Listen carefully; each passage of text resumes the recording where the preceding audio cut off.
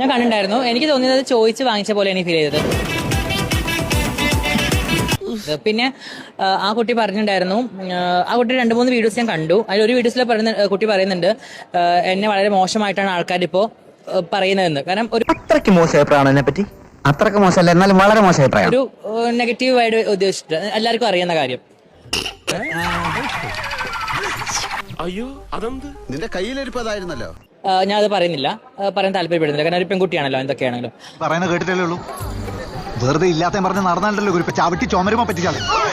പിന്നെ ആ കുട്ടീനെ പറയുന്നുണ്ടായിരുന്നു വേറൊരു ബൈറ്റില്, എനിക്ക് ഞാൻ എന്റെ ലൈഫിൽ 10-12 പുരുഷന്മാരായിട്ട് മാത്രമാണ് ലൈംഗിക ബന്ധത്തിൽ ഏർപ്പെട്ടിട്ടുള്ളൂ എന്ന്.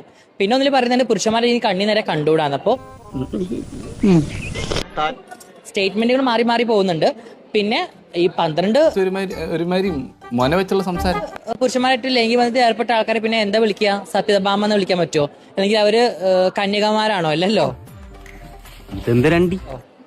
അപ്പൊ എനിക്ക് അങ്ങനെ ഫീൽ ചെയ്തത്. എന്താ എന്റെ ഉദ്ദേശം? പിന്നെ അത് അറിഞ്ഞുകൊണ്ട് ആ കുട്ടി വാങ്ങിച്ചൊരു പേരായിട്ടാ ഫീൽ ചെയ്തത്. എന്തിന് സാറേ നമ്മൾ വഴക്കിന് പോണത്? ഒന്നാമത് നമ്മുടെ സമയം മോശം. ആണോ? അഭ്യാസം എടുത്തിറക്കിയല്ലോ ആട്ടിച്ചിനെ പല്ല്. തൽക്കാലം ഇത്രയും മതി. അപ്പൊ നമ്മൾ